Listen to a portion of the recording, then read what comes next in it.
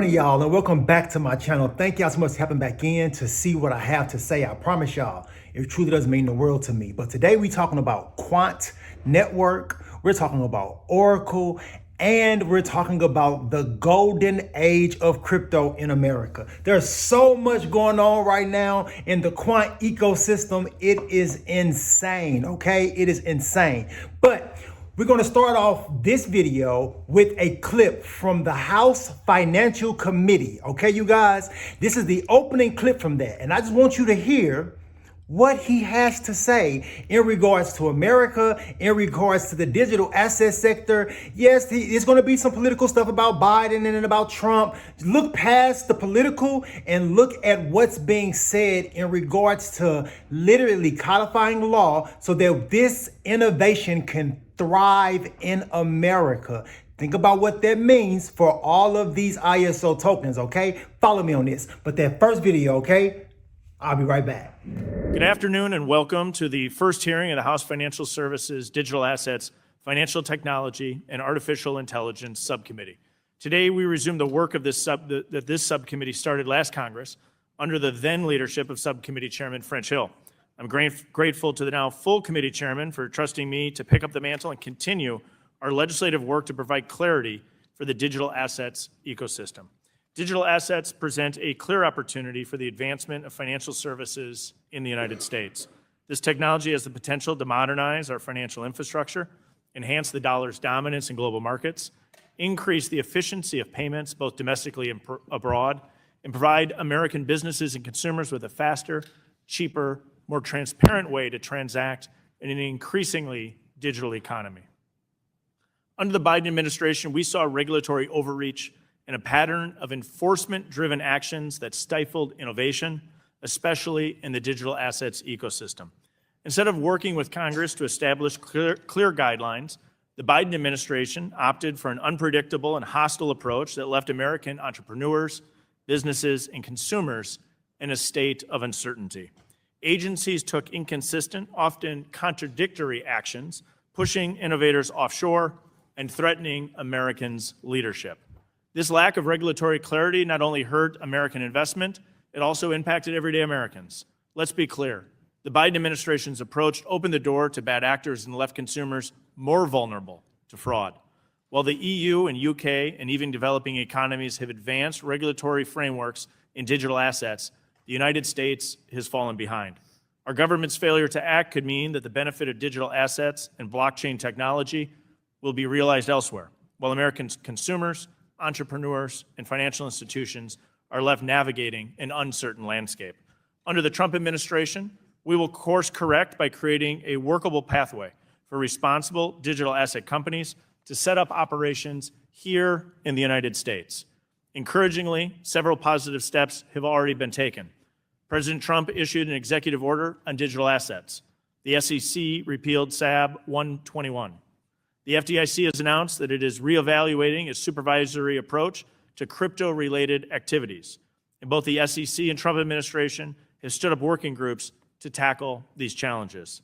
Last Tuesday, the White House's AI crypto czar, David Sachs, joined Chairman Hill, Thompson, Bozeman, and Scott for a press conference where they all agreed that it's time for both regulators and Congress to get this done. Last week, the chairman and I released the Stable Act, a discussion draft to provide a clear regulatory framework for the issues of payment stablecoins. We appreciate the feedback from all relevant stakeholders. The reality is that the status quo for digital assets is untenable. Regulatory and legislative clarity is needed now. Together, we can ensure that stablecoin issuers, digital asset firms, and blockchain developers operate under fair, transparent, and predictable rules in the United States. That means working together, the Trump administration, Congress, regulators, and market participants to craft thoughtful policies that uphold our national security, protect investors, and encourage the responsible development of digital assets in the full ecosystem. Today's witnesses bring a wealth of knowledge and experience on these issues. I look forward to hearing their insights and how we can learn from the mistakes of the past to strike the right balance between innovation and consumer protection. Thank you, and I look forward to your testimonies. See, that opening statement was a mouthful. Oh my God. He talked about so much. He talked about the framework. He talked about stable coins. He talked about the last administration and how it was an administration by enforcement and how the new administration is embracing and how it's going to allow this technology to flourish and grow in America. Understand what this means for the distributed ledger technology sector and the different ISO tokens, the utility tokens that are helping power these things, okay? Follow me on this, okay? But this next clip, you forgive me if you dislike him, but just listen to what he is saying. And I'm talking about Donald Trump. He is getting ready to talk about a partnership with 3 companies and America to build out the framework as far as making sure that the digital asset in America's thrive, the entire network of it. Understand what is being laid out in front of all of us on a platinum platter. And anyone who is paying attention to now these politicians that have now hopped on board and the train of crypto, and they are now codifying the law, you guys, understand what is happening right now. And now you have major conglomerate companies coming together with a $500 billion investment into America's digital infrastructure.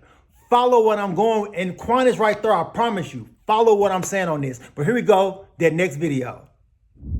It's my honor to welcome 3 of the world's leading technology CEOs. And in the case of Larry Ellison, it's well beyond technology. It's sort of CEO of everything. He's an amazing man, an amazing business person. But to announce the largest AI infrastructure project by far in history, and it's all taking place right here in America.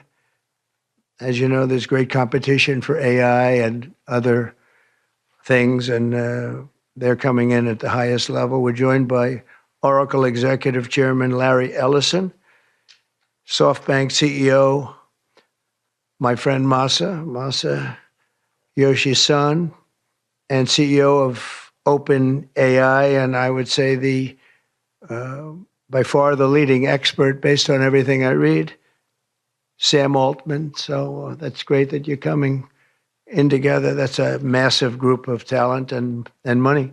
Together, these world-leading technology giants are announcing the formation of Stargate. So put that name down in your books, because I think you're going to hear a lot about it in the future. A new American company that will invest $500 billion at least in AI infrastructure in the United States, and very, very quickly, moving very rapidly, creating over 100,000 American jobs almost immediately. This monumental undertaking is a resounding declaration of confidence in America's potential under a new president. Let me be a new president. I didn't say it, they did. So I appreciate that, fellas. But it'll ensure the future of technology. What we want to do is we want to keep it in this country. China is a competitor and others are competitors. We want it to be in this country, and we're making it available. Okay. Like them, dislike them, I get it, but just listen to what he was saying. And more importantly, we're going to tap into Oracle, okay, you guys? Follow me on this. This is major, and people don't understand how big this is for Quant Network. Follow me on this. Oracle, okay? Larry Ellison, that man that was standing in the middle between those other 2 gentlemen, he is literally the co-founder of Oracle. He is the executive chairman of Oracle. He is the CTO, which stands for Chief Technical Officer of Oracle. Now, understand what this means. He is the 4th richest man in the world. He's worth, I want to say, a little over $200 billion. So yes, we always praise Elon Musk and we talk about SpaceX, but understand, this is major. This Oracle is major. Understand what's happening right now. Gilbert Verdian has coupled himself and coupled his company with the 4th largest wealth wealthiest person in the world, y'all. Understand what that means. And I promise you, there's going to be a X thing with Quant, and there's going to be a SpaceX things with Quant. Trust me, it's coming. These announcements are going to come. This just happened to be the first one that specifically mentions Quant by name and Overledger by name and talks about how it is the orchestrator and how integral the Overledger technology is to their blockchain processes.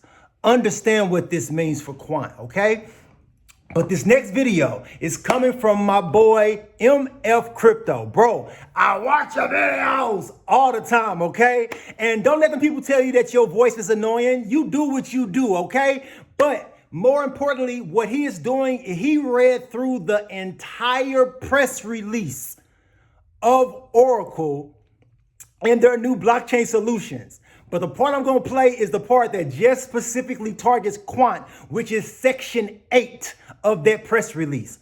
Hear what they have to say and how important Quant is to Oracle blockchain solutions. And then understand that Oracle was just standing next to Donald Trump about America's digital future. Understand what's being laid out in front of you. Quant is right there, the orchestrator of it all. Overledger is just that. It is the Overledger. I'm gonna be the first one to say it. Well, second one to say it.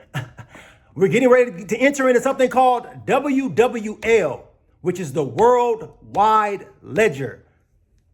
Follow me what I'm saying, okay? But here we go, that video. Cross-ledger interoperability and unified ledger architecture, combining Oracle blockchain platform support of X, OpenXA standard with two-phase commit, 2PC, and powerful orchestration provided by Quant Networks Overledger, enables cross-ledger operations and workflows required to implement a unified ledger architecture, helping to overcome blockchain fragmentation and preserve singleness of money, atomic settlement and immediate finality across multiple ledgers and off-chain databases, which allows participants to commit replicated state updates across multiple blockchain ecosystems without the complexity of financial messaging protocols, bridging the gap between blockchain-based digital assets and traditional financial systems, ensuring that CBDCs, deposit tokens, and tokenized securities can seamlessly integrate with existing banking infrastructure and payment rails, with Overledger's multi-chain connectivity and transaction orchestration certified to work with the Oracle Blockchain Platform Digital Assets Edition. Organizations can operate within a fully connected digital asset ecosystem, unlocking new opportunities for innovation and financial inclusion. This was recently demonstrated by simulating a regulated liabilities network experimentation phase use case, or RLN, settlement of tokenized bond using delivery versus payment DVP model across 4 isolated partitions, 2 bank deposit token partitions, wholesale CBDC, and a primary bond marketplace, implemented on Oracle Blockchain Platform Digital Assets Edition-based network. In this scenario, Bank A issued a tokenized bond for a client, Alice, on the primary bond marketplace, and client Bank B, Bob, purchased some quantity of the bond, paying with Bank B deposit tokens. In the atomic DVP transaction, the bond ownership was transferred to Bob on the primary bond marketplace, while Alice got paid in Bank A deposit tokens. After Bank B burned their deposit tokens and transferred the corresponding amount to Bank A on the wholesale CBDC ledger, enabling Bank A to mint the same amount of their deposit token and transfer it to Alice. And you can see that laid out here, the external orchestration, Quant Networks Overledger. Again, as I've always said and maintained from the beginning, Quant sits on top of all of this, over top of Bank A, Central Bank, FMI, Bank B. It sits on top of everything. And then here, you see Oracle's blockchain platform working its magic between Bank A and Bank B with the bonds partition and the CBDC partition. It's truly changing everything when it comes to the future of digital assets.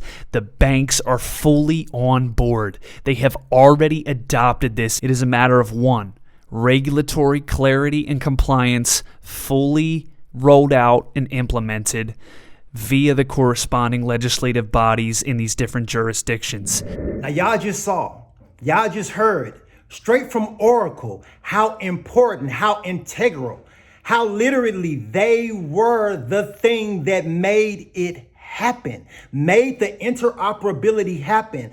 Don't forget that the Bank of, not just the Bank of England, I'm sorry, they also use Quant. But more importantly, when you go to UK.Gov and you type in Overledger, you get one result and one result only. And it literally calls Overledger the only interoperable blockchain operating system in the world. But as a matter of fact, I'm getting ready to put that video right here. Gov.uk, digital marketplace. Think about how that's worded. Digital marketplace. What does it say? Well, if you go on the search, for example, digital marketplace, lot 2, cloud software, right? And you type in the Overledger, for example, it talks about only one result found containing Overledger. Just one in lot 2 of cloud software. And what does this say here, guys? Search result 101, Overledger, SaaS, software as a service, the world's first DLT API gateway for enterprise, dang it. Quant Network, world's first true universal DLT. Remember we talked about the universal ledger? Think about it, man. Think about it, everybody. We already talked about it, did the deep dive. So, first true universal DLT interoperability platform oriented for enterprise, designed to seamlessly interconnect private and public systems, networks, and DLTs. Overledger's APIs are easy to implement and eliminate the complexity of multi-DLT challenges at enterprise level.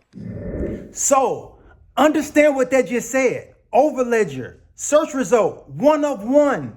The only enterprise, interoperable blockchain system, software as a service in the world, y'all. Understand what that means. Understand what TC307 is. It is a standard. And understand that they have built a technology to fit the standard like a glove.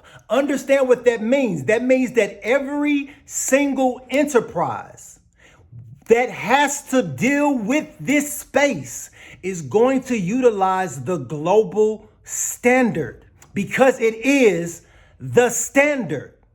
Understand what that means, you guys. Understand. At the end of that Overledger commercial that was released about a year and a half ago, at the very end, they called themselves the enterprise standard for building on blockchain. That just wasn't them just spewing hot air. That was them telling the world, we are the enterprise standard for building on blockchain. And now you just saw a company as big as Oracle with a $400+ billion market cap just couple itself with Quant Network, and more importantly, Quant Network software as a service, Overledger, and it's integrated into their entire blockchain system. Understand what this means, you guys. And this is the first announcement of many. But until it all plays out, y'all already know. I thank y'all for tuning in. I sure enough thank y'all for tapping in. And if you made it all the way through this rant, type in the comments SaaS, which stands for Software as a Service, because Overledger is the global software as a service. It is going to make Microsoft Windows look like child's play. Understand what that means. Until the next time, y'all already know. Peace out.